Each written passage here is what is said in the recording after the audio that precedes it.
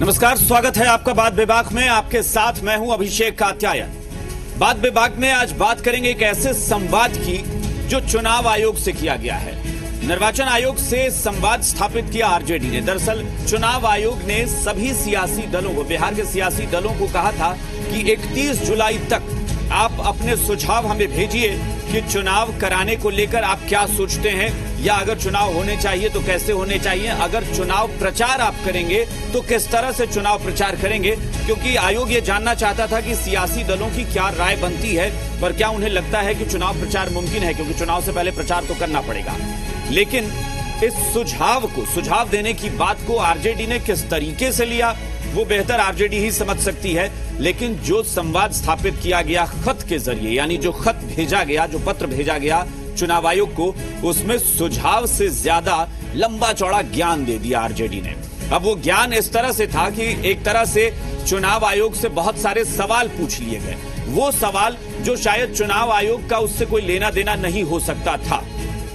RJD को शायद लगा कि चुनाव आयोग इसका जवाब दे सकता है, लेकिन अब किसी चीज को लेकर प्रदेश में सरकार क्या काम कर रही है, कैसे काम कर रही है, उससे चुनाव आयोग कितना संतुष्ट है या संतुष्ट नहीं है, ये पूछना और इसका चुनाव आयोग के लिए जवाब देना शायद दोनों मुमकिन नहीं होना चाहिए था। लेकिन आरजेडी ने फिर भी ये सवाल पूछे।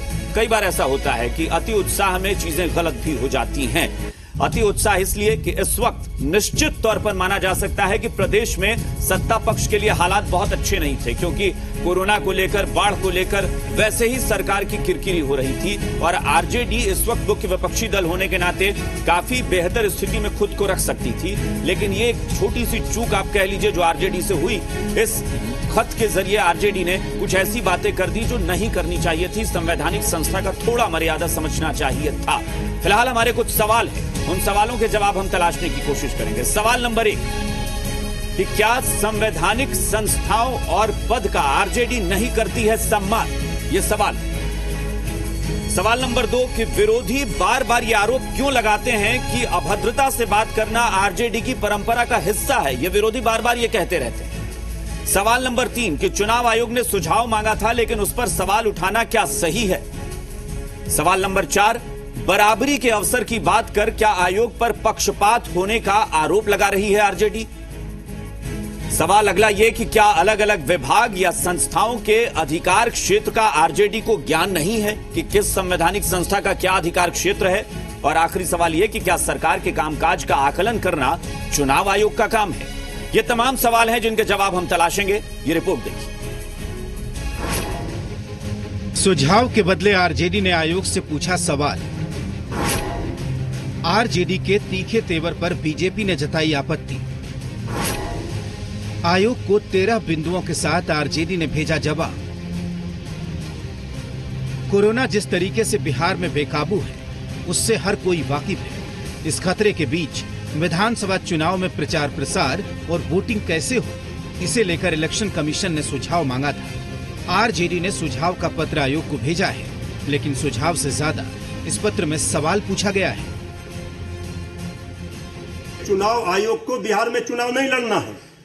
इसमें जनता की जान और जीवन जोखिम में डाल करके जनता के लाश के ढेर पर चुनाव, ये किसी कीमत पर राष्ट्रीय जनता दल नहीं चाहती है।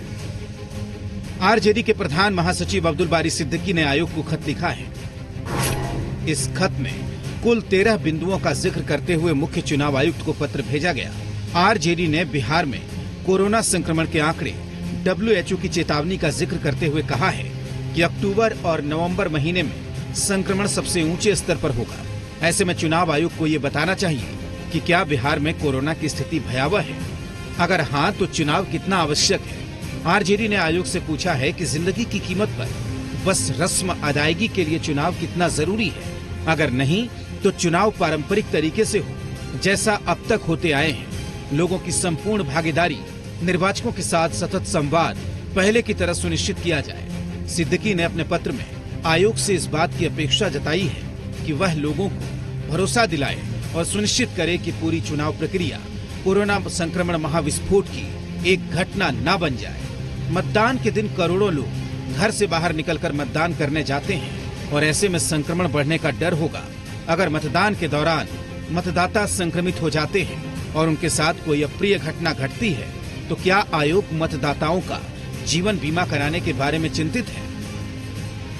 लेकिन पत्र की भाषा देखिए, ऐसा प्रतीत होता है कि आरजेडी के लोग खुद को एक्स्ट्रा कॉन्स्टिट्यूशनल अथॉरिटी समझते हैं। ये चुनाव आयोग पर से सवाल पूछ रहे हैं, चुनाव आयोग पर धौंस जमाने जैसा पत्र की भाषा है।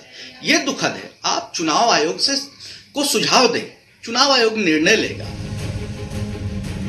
आरजेडी के तल्ख तेवर वाले चिट्ठी पर सत्ता पक्ष को आपत्ति है। सत्ताधारी दलों की माने तो संवैधानिक संस्था ने सुझाव मांगा था, लेकिन आरजेडी ने सुझाव न देकर सवाल पूछकर संस्था पर दबाव बनाने की कोशिश की है। तो क्या आरजेडी अपने पत्र के जरिए राजनीति कर रही है? बड़ा सवाल है। रजनीश, जी मीडिया, पटना। और इस वक्त चर्चा के लिए जो मेहमान हमारे साथ जुड़े हैं उनसे आपका परिचय कराते हैं। हमारे साथ बीजेपी की तरफ से पार्टी के प्रवक्ता अरविंद सिंह इस मसले पर बातचीत करने के लिए जुड़े हैं। इसके अलावा जेडीयू की तरफ से पार्टी के प्रवक्ता राजीव रंजन हमारे साथ जुड़े हुए हैं। आरजेडी की विपक्ष की बात करें तो आरजेडी के प्रवक्ता मृत्युंजय तिवारी हमारे साथ हैं और कांग्रेस की तरफ से पार्टी के नेता आनंद माधव हमारे साथ जुड़े हुए हैं। आप सभी का स्वागत है इस चर्चा में। शुरुआत मृत्युंजय तिवारी जी आपसे करेंगे। पिछले कई दिनों से हम लोग चर्चा कर रहे हैं और लगातार इस डिबेट में जब मुद्दे उठते थे तो ऐसा लग रहा था कि वाकई जिस तरह से प्रदेश में हालात हैं उसमें सरकार के लिए बहुत अच्छी स्थिति नहीं है, क्योंकि सरकार की बड़ी किरकिरी हो रही है कुछ मसलों को लेकर, बाढ़ को लेकर, कोरोना को लेकर, व्यवस्थाओं को लेकर।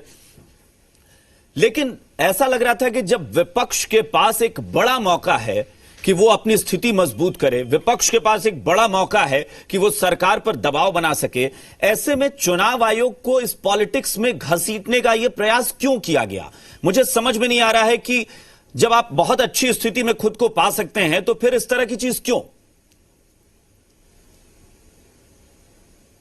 देखिए कात्यायन जी, सबसे पहले आप इस बात को अच्छी तरह समझ लीजिए। हमारे नेता विरोधी दल श्री तेजस्वी यादव जी ने कई मौकों पर कहा है कि जिस तरह से हम चुनाव आयोग पर कोई सवाल या उनको राजनीति में नहीं घसीट रहे हैं, लेकिन जो परिस्थितियां हैं उससे आप भी वाकिफ हैं।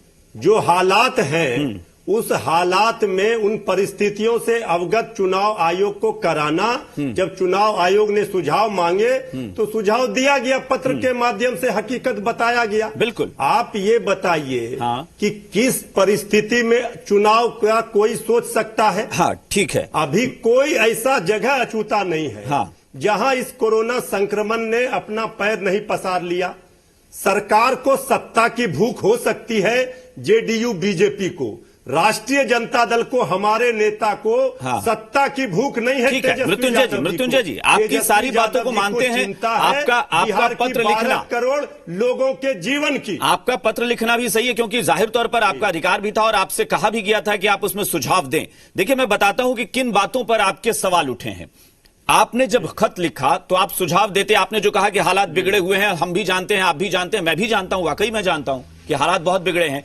आपने चिट्ठी लिखी तो आपका पहला सवाल क्या था? आपने बिहार के आंकड़े बताए। आंकड़े बताने के बाद आपने पहले ही कॉलम में सवाल पूछा कि चुनाव आयोग से कि आप बताएं कि जो कोरोना संक्रमण को रोकने के लिए प्रदेश में व्यवस्था की गई है उससे आप कितने संतुष्ट हैं? भाई आपका पहला सवाल ही एकदम अधिकार क्षेत्र से बाहर है उसके। आप एक संवैधानिक संस्था से यह पूछ रहे हैं कि वो सरकार के कामकाज पर वो टिप्पणी करे, उसे यह अधिकार ही नहीं है, वो करेगी ही नहीं। देखिए कात्यायन जी, आपको पता है जब केंद्रीय टीम आई थी, केंद्रीय टीम ने भी जो रिपोर्ट दिए, जो चिंता जाहिर की केंद्रीय टीम ने बिहार की इस लचर स्वास्थ्य व्यवस्था, बदहाल स्वास्थ्य व्यवस्था पर, वो सब वाकिफ है। और चुनाव आयोग को चुनाव कराना है, लेकिन चुनाव लड़ना है राजनीतिक दलों को, उसमें भाग लेना है इस लोकतंत्र के पर्व में। वही बात बिहार की जनता को। आप मुख्य विपक्षी दल हैं और संख्या बल में आप प्रदेश के सबसे बड़े दल हैं। बिहार आप सबसे बड़े दल हैं संख्या बल के हिसाब से। आपको सीधे बोलना था कि भाई हम मुख्य विपक्षी दल हैं, हम मानते हैं कि चुनाव नहीं होना चाहिए, ये व्यवस्था है। लेकिन आपको ये सवाल नहीं पूछना चाहिए एक संवैधानिक संस्था से कि आप बताइए कि सरकार जो काम कर रही है उससे आप कितने संतुष्ट हैं। वो सवाल नहीं है। अरे आप समझ लीजिए, वो सवाल नहीं है। चुनाव आयोग को विस्तार पूर्वक बताया गया है, सारी स्थितियों से अवगत कराया मैं वो गया लाइन है। पढ़ के सुनाता हूं, आयोग ने मैं लाइन पढ़ के सुनाता हूं। मृत्युंजय जी देखिए, आपने आंकड़ा बताने के बाद पहला क्वेश्चन अपने क्वेश्चन पूछा है कि उपरोक्त तथ्यों के आलोक में हम चुनाव आयोग से यह जानना चाहेंगे कि बढ़ते संक्रमण के आंकड़ों के मध्य लोगों को संक्रमण से बचाने के अब तक के प्रयासों से चुनाव आयोग संतुष्ट है। आपको लगता है कि चुनाव आयोग इसका जवाब देगा कि संक्रमण को रोकने के लिए सरकार ने कैसा काम किया है, उस पर हम टिप्पणी करें, चुनाव आयोग टिप्पणी करे? देखिए, एक मिनट, चुनाव आयोग संवैधानिक संस्था है, उनकी भी जिम्मेवारी है कि जिस राज्य में चुनाव होंगे उस राज्य, माननीय प्रधानमंत्री जी ही कहते हैं सब लोग कि जान है तो जहान है, तो उस जगह के उस राज्य की क्या स्थिति है इस संकट काल में।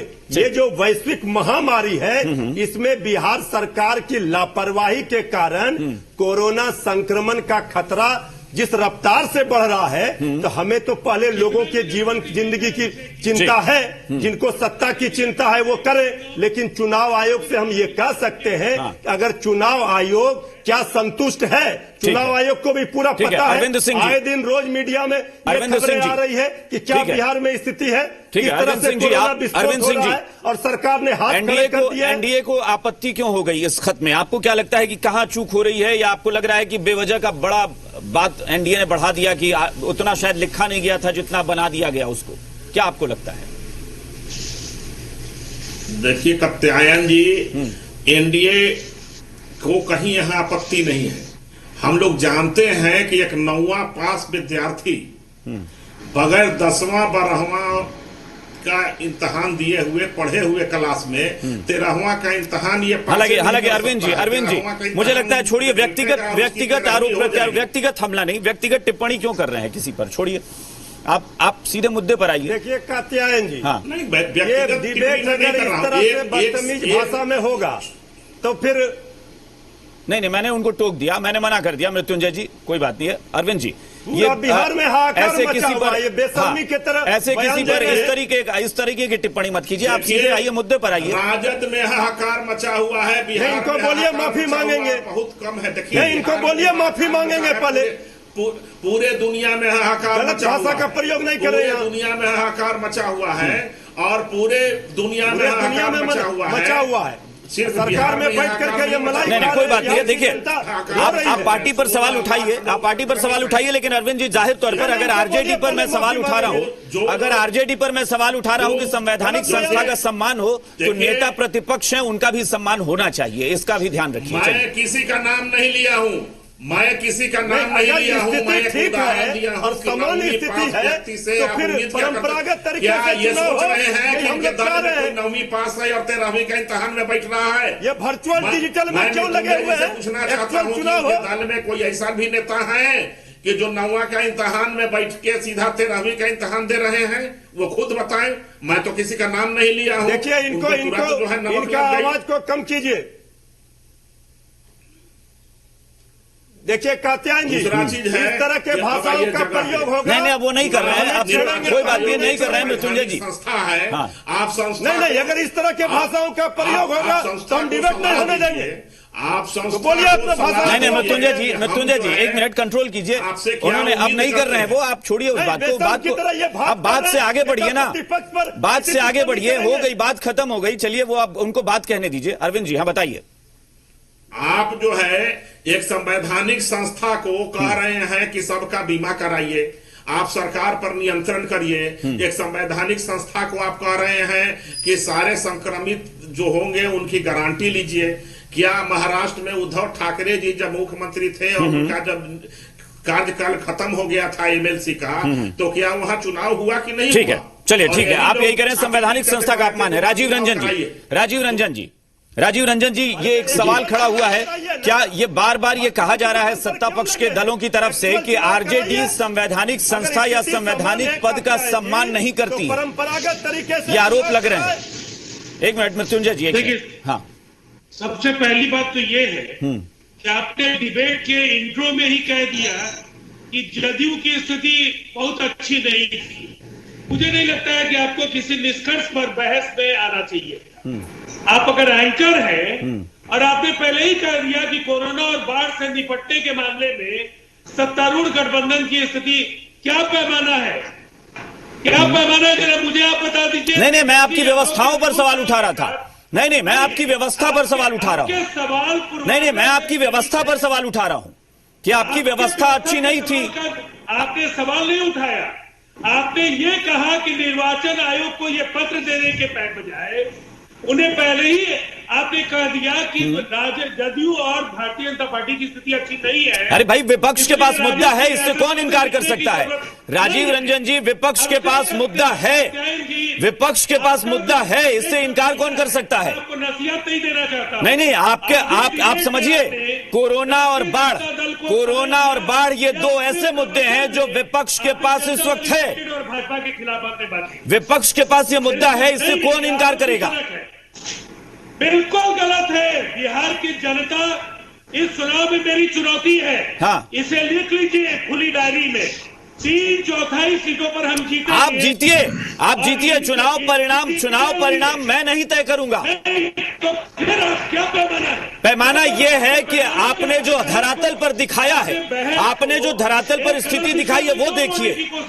बाढ़ और कोरोना की स्थिति देखिए, अस्पताल में लोगों की हालत देखिए, सड़क पर बैठे हुए लाखों लोगों को देखिए। अभिषेक कात्यायन जी, लगातार आपकी बात सुनने के लिए हम लोग नहीं बैठे। अब मेरी बात सुनिए। बताइए।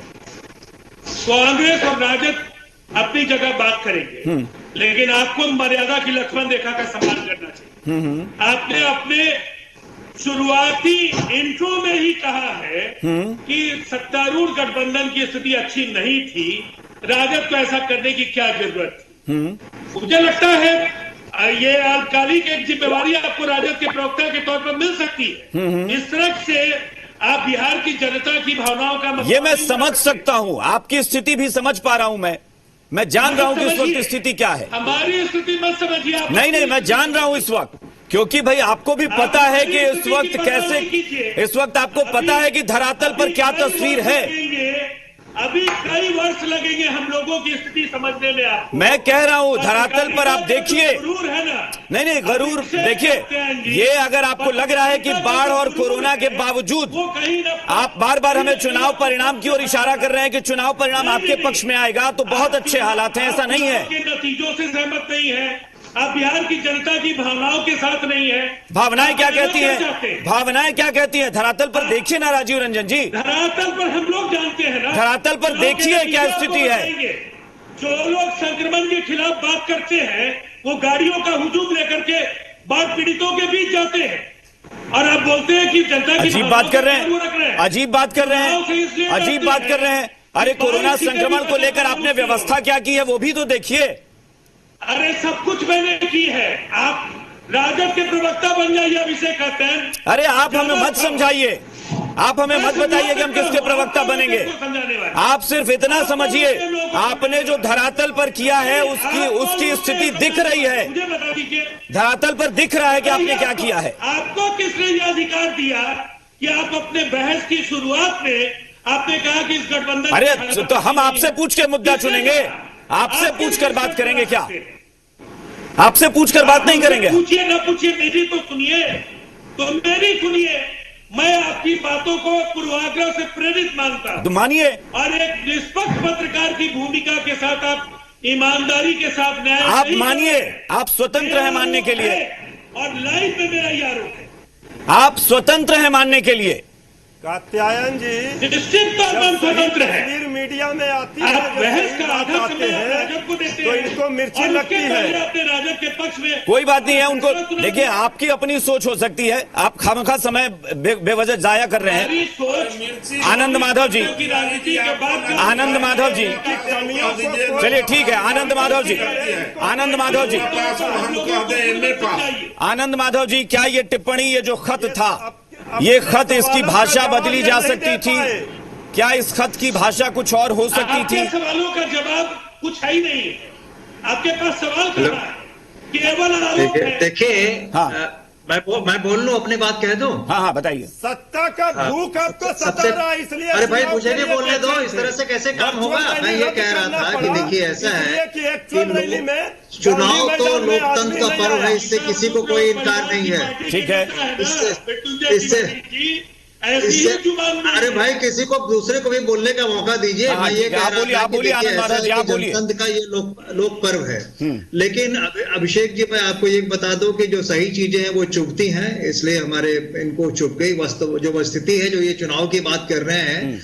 अब चुनाव आयोग के ऊपर प्रश्न उठाया गया है कि चुनाव आयोग भी तो हम ही आपके बीच से है, ठीक है, वो संवैधानिक संस्था है, लेकिन उनको यह समझना चाहिए कि जो स्थिति बिहार की है वो कैसी है, और ऐसी परिस्थिति में चुनाव क्या अब सही है या नहीं है, ये निर्णय तो लेना पड़ेगा ना। आप देख रहे हैं कि जनता चारों तरफ बाढ़ से परेशान है, कोरोना से ग्रसित है, 50,000 से ज्यादा मामले हो चुके हैं, और कोई भी जगह सुरक्षित नहीं है, राजभवन से लेकर मुख्यमंत्री आवास तक। ऐसी परिस्थिति में अगर आप चुनाव कराने की बात करते हैं तो आपको देखना पड़ेगा कि जो जनता, लेकिन ये सवाल संवैधानिक संस्था से थोड़ी ना पूछेंगे कि आप सरकार के काम पर बताइए कि हाँ कैसा आप काम से संतुष्ट हैं कि नहीं। सवाल तो ये है ना। हाँ नहीं, आपका कहना सही है कि हम संवैधानिक संस्था से नहीं सहेंगे, लेकिन संवैधानिक संस्था हमारे आपसे ही मिलकर बनी है ना। उसको बिहार की परिस्थिति का जब ज्ञान है तो उसको समझ में आना चाहिए कि चुनाव की स्थिति है या नहीं है। फिर वही बात आनंद माधव जी, उसको ज्ञान है बिहार की स्थिति का, लेकिन ये पार्टियों को भी तो ज्ञान होना चाहिए कि उसके अधिकार क्षेत्र में क्या है। हम लोग बता रहे हैं, कांग्रेस भी पत्र लिखने जा रही है, कांग्रेस भी पत्र लिख रही है और ये बताने की कोशिश कर रही है कि जो वर्तमान स्थिति है उस स्थिति में जो भी निर्णय लिया जाए, जितने भी हमारे आप चुनाव कराएंगे, नहीं तो फिर ये हो जाएगा ना, फिर तो ये हो जाएगा कि आप हर चुनाव से पहले पूछेंगे, विपक्षी दल पूछेंगे कि 2024 में चुनाव होगा तो चुनाव आयोग से पूछिए कि नरेंद्र मोदी ने जो काम किया उससे आप संतुष्ट हैं कि नहीं। कात्यायन जी मेरी बात सुन लीजिए, मैं चुनाव की बात कर रहा हूं, मैं ये चुनाव की बात ये कर रहा हूं कि क्या सभी प्रत्याशियों को उचित मौका मिलेगा। ये चुनाव आयोग क्या पूरा उसको देखने में देखिए कि क्या जितने भी लोग वोट देने के लिए जाएंगे वो सुरक्षित है, क्या लोग घर से अभी बाहर निकल पा रहे हैं। 72,000 बूथ है। माफी चाहता हूं,